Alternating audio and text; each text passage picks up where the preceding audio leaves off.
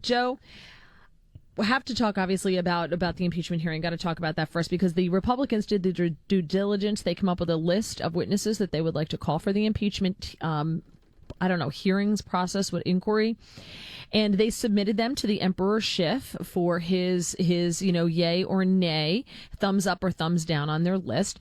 And they said thumbs down to Joe Biden and Hunter Biden. And what I thought was so interesting about that is Jackie Spire was on ABC's This Week yesterday. And she said that having Hunter Biden come on is unrelated to the Ukraine call. And so it becomes irrelevant. So that's why they're not going to allow Hunter Biden to be called. I'm not a lawyer, but it seems to me as if Hunter Biden is absolutely at the center of the call because they're saying that there was a quid pro quo. They're saying that the president asked for an investigation of a political rival, Joe Biden, over his son, Hunter Biden. So how is it irrelevant? Well, of course it isn't, but that's not what this is about. Remember that. Jackie Spire, the left-wing nut, semi-communist screwball who was on putting out the Democratic line, is doing everything they can to run and hide from Hunter Biden. But unfortunately, they won't be able to do that because the stories about Hunter Biden are going to continue to mount and make the presidential campaign of Joe Biden impossible to complete. Let's remember what this week is about. These are not legitimate House hearings involving impeachment. What you're going to see this week is a sham. And it's very important for our listeners not to get into the weeds and do what the Democrats want. They want us focusing on the witnesses. They want us focusing on this nonsensical process. I tell people, do not do that. What you need to do is remember what this is. This is a political assassination. This is a decapitation of a president. This is regicide. This has nothing to do with the lawful processes of the U.S. Constitution. Exhibit A. They don't want us to identify the key person who made the accusation that started the impeachment process, the guy, Eric Ciaramella. Okay, we won't identify him. I have given him a name, by the way, for purposes of all my public commentary. The whistleblower / anonymous informant, his name is as follows, John Wilkes Booth. That's the name of the informant, John Wilkes Booth. He worked at the CIA, and he is part of a political assassination. It's now underway, and all of the listeners should realize that that's what this is about. This is a fraud on the Constitution and a fraud on the American people. And isn't it grand that the Democrats in the House, who used to love process and now don't like due process, are complicit with the American mainstream media in this regicide? I got to ask you a couple quick questions on Eric Ciaramella. So we had a transcript released last week by Adam Schiff, and in the transcript, the name Eric Ciaramella shows up. In other words, Adam Schiff, because I guess they're just hapless or something, they released the guy's name by virtue of releasing that transcript publicly. So shouldn't credit be placed at his feet for already making that a part of the public conversation? Well, there's no doubt that the Schiff committee and its staff of hired lawyers and the people from lawfare at the Brookings Institution are engaged in a horrific assault on the Constitution. They are so quickly approaching their goal that they forgot to take out the person that they claim is the whistleblower, Eric Ciaramella. He is, of course, John Wilkes Booth. That is the name of Eric Ciaramella for purposes of our discussion. He is an assassin. He is a political assassin, and it is Schiff's fault that his name got out, although everybody in town knew who it was. Right. Okay, so there's one additional question on the release of this name. I know you're using John Wilkes Booth to characterize him, but the specific name, the literal name, Eric Ciaramella, is a name that both Facebook and YouTube are now removing every time it's used across their platforms. You have two major companies that are responsible for the flow of immense amounts of information right now. Removing those names, a lot of people use the phrase Orwellian incorrectly. This reaches that. This is Orwellian. You have companies who are actively trying to remove a name from the conversation. What is your reaction to major companies being involved in that behavior? My reaction is very simple. Break them up. They should be the subject of a major antitrust action by the Justice Department, and Bill Barr should be at the front line of breaking up Facebook, Twitter, All these people that are taking Eric Charamella's name out of their database should be broken up. This is outrageous. This is supposed to be a free society. We are engaged in a decapitation of the President of the United States, and they want to hide the name of the person who is the chief accuser. Just think about this for a second. This is America. No, it isn't. This is the Soviet Union. You are watching the Soviet Union. Facebook has become Pravda. They're taking a photograph of 25 people at the Kremlin reviewing the parade, and they're taking 12 of the people out of the photograph and telling you there really weren't 25. There were only 12 there. That's what Facebook is doing. They're doing the erasing of people from photographs that the Soviet Union did in the 1950s, 60s, 70s, and 80s. This is sick. This is really sick. And every time I hear Zuckerberg defend himself, I want to slap the little SOB right across his face. Joe, the public hearings are going to start this week, starting on Wednesday. We know Tim Morrison, Kurt Volker, Marie Yovanovitch are on the docket to testify in these quote-unquote public hearings. Why do we need to have them testify publicly if they've already testified privately and the transcripts have been released? Isn't this just a waste of money? Well, it's not only a waste of money. They're trying to showboat. Schiff is trying to showboat. He's trying to justify his existence. But remember, again, what this is about. This is not a real hearing. This is a smear. This is an attempt to politically assassinate a president, to dirty him up for the 2020 election. They know full that the president is not going to be removed by the Senate. So why are they doing this? They are doing this to dirty up the president. Marie Yovanovitch, the former U.S. ambassador to Ukraine, who was a political hack appointed by Hillary Clinton.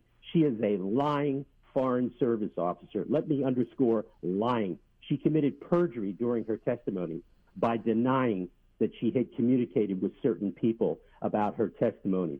Marie Yovanovitch spent her time in Kiev undermining Donald Trump. They had a complete system of telling Ukrainian officials not to listen to Donald Trump's policies. Specifically, Marie Yovanovitch, the U.S. ambassador, told Ukrainian officials, don't worry about Donald Trump. He's not going to be around very long. He's going to be impeached. This, may I remind you, was the United States ambassador to Ukraine, not the Russian ambassador. All right, we've got more with Joe. We're here with a legal analyst and former U.S. Attorney to the District of Columbia, Joe DiGenova. Joe, Lindsey Graham has said that if they do not call the whistleblower to testify publicly, that impeachment will be dead on arrival in the Senate. So the Democrats know that, but they're saying, nope, no whistleblower. We don't need him to testify. So again, does this just play into the showboating of Adam Schiff and a waste of time and money? Can you imagine not calling? You're having this major inquiry into the alleged misconduct of the President of the United States, which is non-existent, and you're not going to call the person who started the whole thing, who, by the way, lied through his teeth, knew nothing, third hand. I mean, it is so outrageous that it's patently clear what is going on. By the way, apropos of your first question about why the Jackie, whatever her name is, Jackie Spire, saying that Hunter Biden's name should not come up. The first question for Marie Yovanovitch, the former U.S. ambassador to Ukraine, who betrayed her country and undermined the President of the United States, should be the following question. Madam Ambassador, how many CIA officers did you have to assign to follow Hunter Biden when he was in the country so he didn't get killed in a brothel or a drug den? How many CIA officers were assigned in your country and other countries that he went to? Let's see how she answers that question. Well, in other words, then, the American taxpayer was underwriting Hunter Biden's business interests by tasking security forces to him. Yes, it was a special program. It was called Bodyguards for Biden.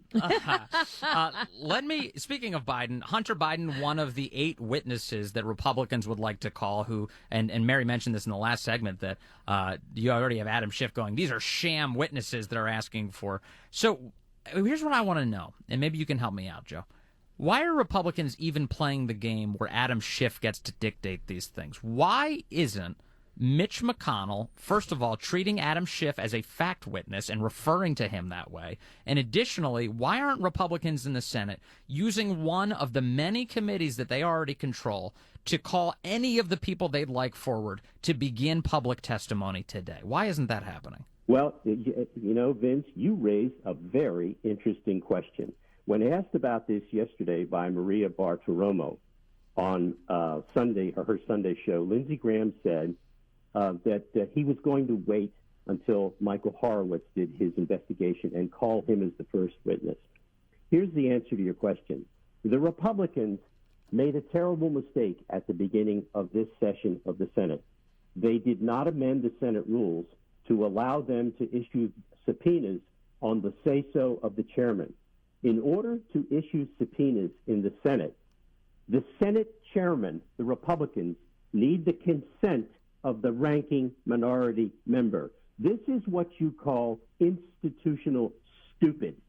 And that is why they are all found. Just ask yourself this question. How many subpoenas have been issued since this crisis started by Senate committees? Answer, 0.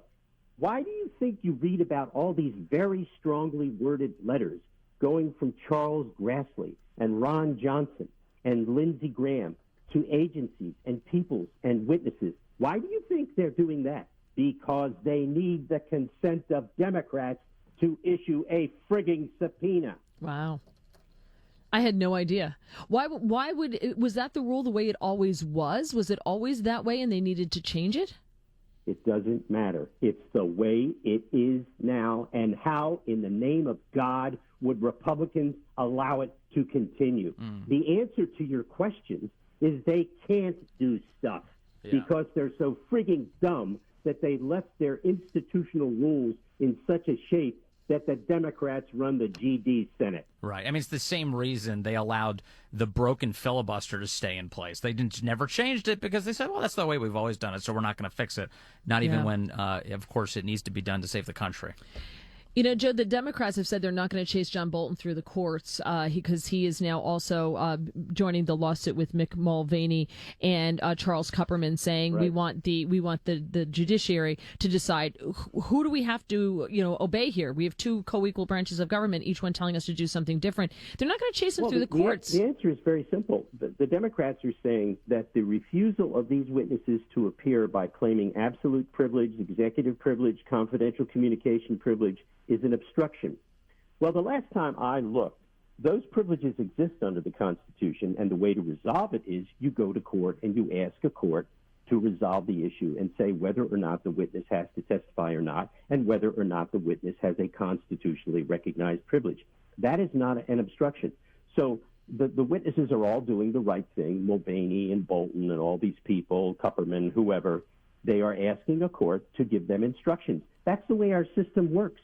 And for Schiff to say that that is an obstruction, or Jackie Speier or any of the other neo-communists on the committee, is ludicrous. I mean, they are turning the Constitution on its head because they so hate this president, they're willing to sacrifice anything. They've already sacrificed the rule of law, the presumption of innocence, due process, the Electoral College. Just give the Democrats a chance, and pretty soon we'll have nothing left. Joe DiGenova, thank you so much. We always appreciate your passion and your knowledge. Have a great week.